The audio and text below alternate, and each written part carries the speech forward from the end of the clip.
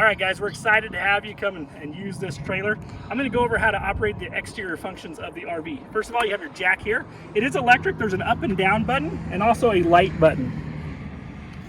You have your 2 propane tanks here. Make sure you have your propane full for your trip. There's 2 of them, and then there's a valve you can switch between which tank you're using. In the front here is your battery box. That's where the battery's located. You shouldn't need to get into that for any reason, but we do like to let you know where it's at in case you do need to. As we come around, there is a large storage area, and inside this storage area is actually the electric jack buttons. This trailer has electric jacks.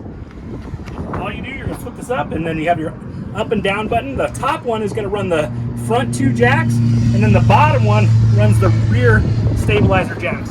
Just remember, those are to stabilize the RV. They're not to make it lift and level or anything like that. They just make it more stable, so when you walk inside, it doesn't wobble so much on you.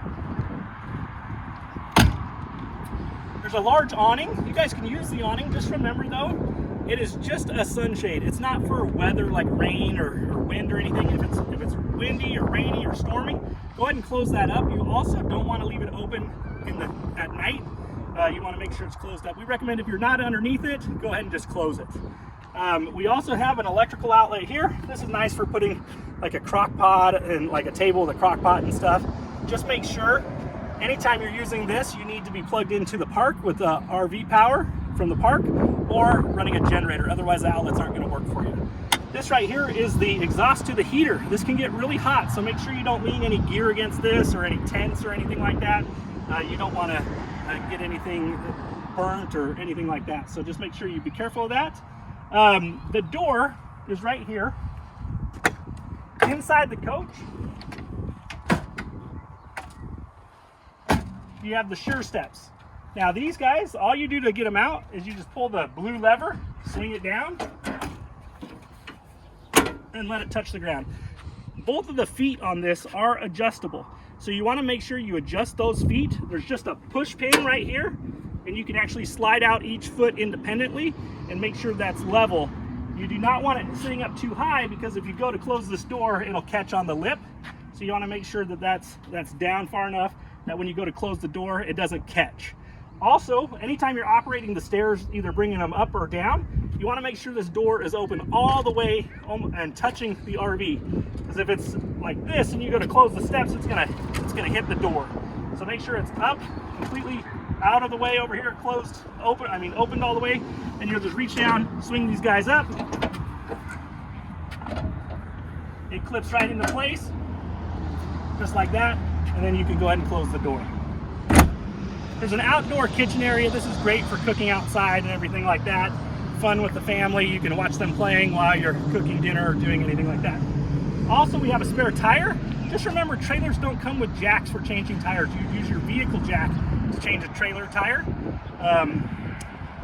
As we come around on this side, this is your power cord connect. This is for connecting to a generator or also the park power. There's a power cord that comes with the RV. You just connect it here, and then the other end will plug in either to the generator or to the park. If you're at a park, you can use the park water system. So you plug right in to the park, and then you're going to connect the hose to the one that says City Water Connection. Make sure you do not get it confused with this other one that says Caution. This one is for flushing the black water tank. You do not want to fill the black water tank on accident, because that would not be a good situation, obviously. So make sure you're connected to the city water when you are parked at the park. And then you can use the tank flush, but make sure the valve on the black tank is open before you start adding water to that to clean out the tank, okay? Underneath, there are 3 pull valves for dumping on this guy. The one in the rear here is for the shower. You have the black water one, which is right here, and then there's another one towards the front of the coach, which is like for the kitchen sink. And I'll show you that as we get over there. The slide out comes out about 4 feet, so make sure you have somebody check this area before you slide out the slide out. Make sure somebody's here. Make sure you don't slide it into a tree or there's not a person standing there or even another vehicle or anything like that. So just be cautious when operating the slide out. This is the rear to the refrigerator. You don't need to worry about anything in here. There is an exhaust on here, but You don't need to worry about the back of the refrigerator. This one right here is for the hot water heater. This is the exhaust. This can get hot, so make sure you're not leaving any chairs or any tents or anything up against this, because it could melt it or something. You don't want to mess up any of your gear. And then lastly, this is the tank, water tank fill. So what you would do to fill up the water tank if you're dry camping is you'll just go ahead and unscrew the cap, take the garden hose, go ahead and fill this up, and then there's a gauge inside. You can watch the gauge levels, and then once it's done, you go ahead and turn off your hose, close it up, and you're ready for your trip. All right. Right underneath, as you can see now, is the second gray water. That one's pull valve is for the sink area. All right. Hopefully that gives you a good idea of how to use this coach, and if you have additional questions, we can go over those when you come to pick it up. We'll see you soon. All right, as you come into the coach, right here is a large pantry area with a door. This is awesome for all your gear or anything else you want to take. There's some coat hanger racks there if you want to put coats on, and there's just a ton of storage. You usually won't find that in a coach this size and a travel trailer this size, but it's really nice to have. Right here as you enter as well, you have the slide out button, and you also have an awning button. Make sure before you send out the slide that nothing's in the way of the slide, nobody's over there, there's not a tree or anything. Also the awning, remember, don't leave the awnings open during night, or if it's windy or stormy, make sure those are closed. Also right below there are some buttons for the interior lighting, and also the closet light. As you come this way, this is the restroom, and inside the restroom is your tank levels and gauges. Those are right here on this wall as you enter. You have your water pump, you have your water heater, and also you have your tank levels and including your battery levels. So anytime you want to check anything on the coach, this is a good area to look. They're not always 100% accurate, but they'll give you a good idea of where you're at as far as tank levels go. As we talked about before, this is a large slide out. Make sure nothing's on the opposite side when you send out the slide out. And also, this dinette area converts into a good sleeping area. So what you do to convert this is lift off the tabletop, remove the two poles, and then you're going to place the same tabletop underneath here. There's a groove area where it just drops onto, and then you'll take the remaining cushions and put that on top, and that's what's going to create the sleeping area.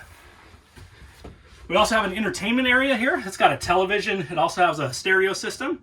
And then right below here, just like your house has, there is a fuse box or a fuse panel right below.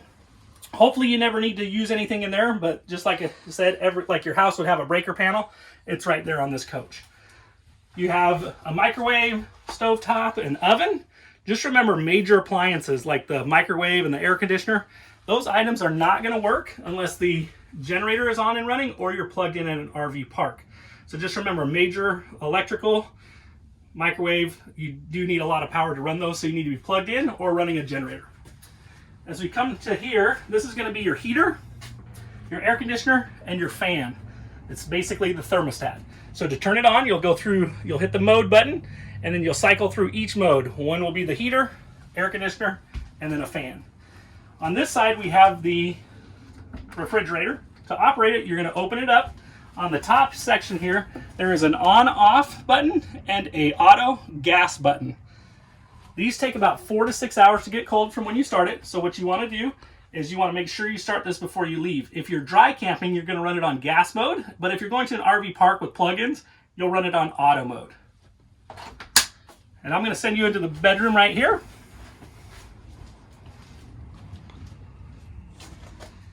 Just want to go over this door.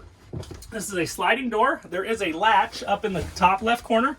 Just make sure when you're traveling to have that latched. You don't want this door sliding and coming off the track or anything, so make sure that's latched. If you're not using the door during your trip, just leave it latched and you'll be good. We're excited to have you guys come visit us and take a trip in one of our RVs. Hopefully your trip will be great, and if you have some more questions, we can go over those when you come to pick it up, and we'll see you soon. Thanks.